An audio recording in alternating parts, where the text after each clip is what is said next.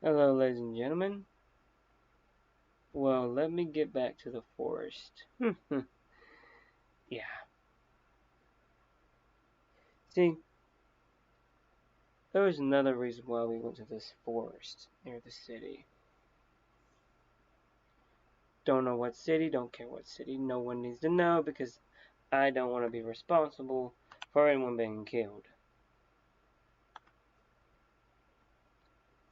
Okay.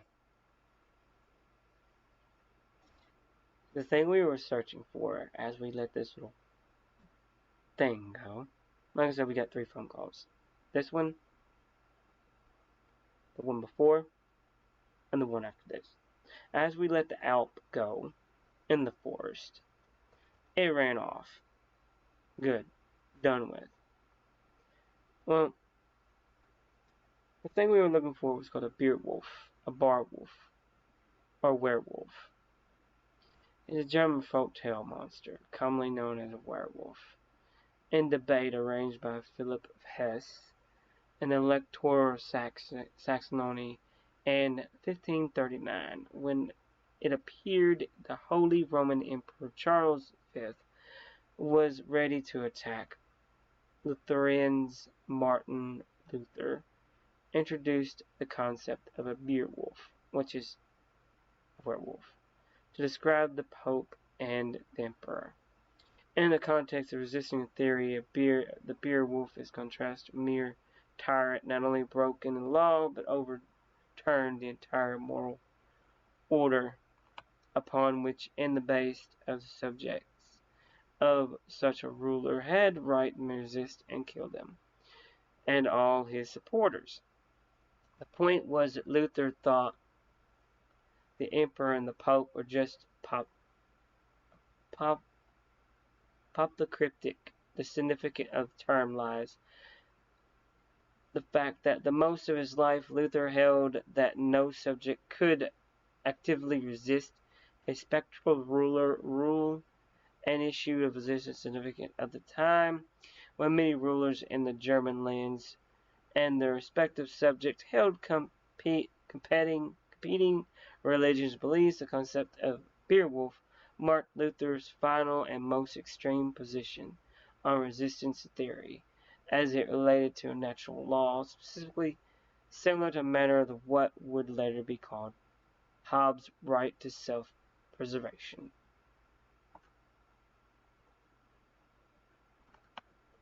The concept of rebellion and the term Bärwolf introduced it obviously developed fellow potents who faced similar situations of France.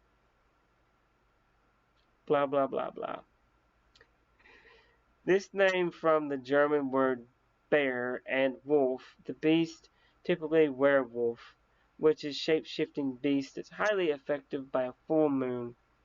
All in all, lycanthrope many werewolves are simply cursed individuals who live their lives as a monster, a thirsty blood and undying hunger for flesh. So basically, we're here to find a werewolf or bearwolf, a shape-shifting monster. Yeah, not very fun. We all know that this is in Russia, this is America. These things are all over the place. We were there to find one, specifically one with a gray streak down her back, because it was Jim's friend, daughter. Her name was Linda. Yeah, we're there to find Linda. A little girl.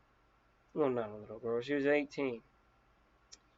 We're here to find her. She is supposedly a werewolf. Or beer wolf. Whichever term you may see. So we search. We set up trail cams. We even set up meat as a fresh kill. No, we didn't kill a deer. We dragged some live pigs into the shop. Don't ask how we got hold of them. I don't know, don't care. Wasn't my dealings. Jim prepares for the trips.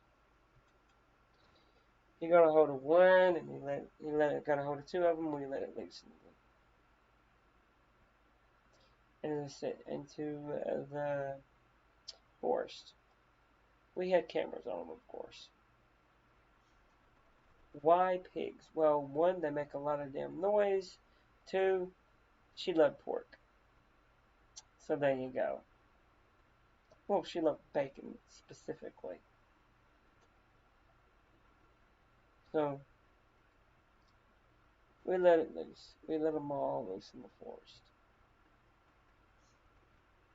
And like I said, we had cameras on them, so we're constantly watching the cameras as we're walking around the forest.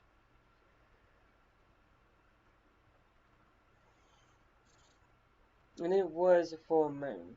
So these things had no choice. She had no choice but to come out. Now, how were we going to stop her? Silver works on a fledgling werewolf, which she was. There's no cure for this. Jim told his friend. No cure for lycanthropy. There's no cure for it. So what were we going to do? We were going to heavily sedate her. They were going to take her to the hospital and get treated for whatever they could treat her for.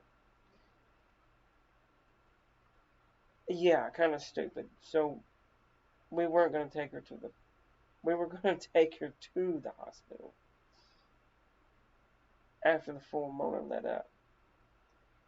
We had some silver bullets just in case. A silver tipped tranquilizing needle. That was hard to get. And we had tranquilizers.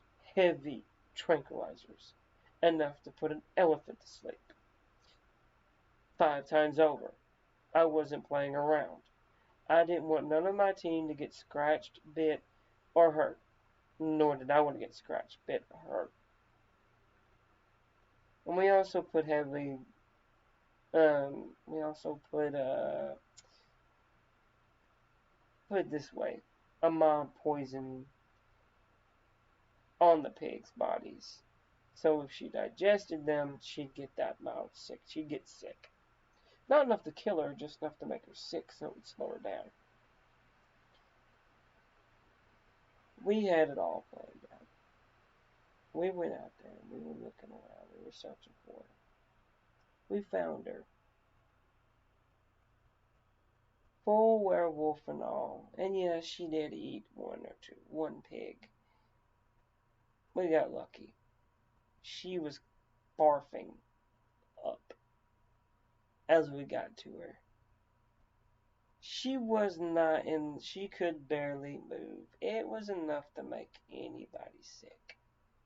What was on those pigs? We shot her a couple of times with a trank.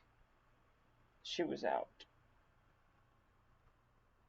Like I said, it was enough to put a full-grown elephant out 5 times over.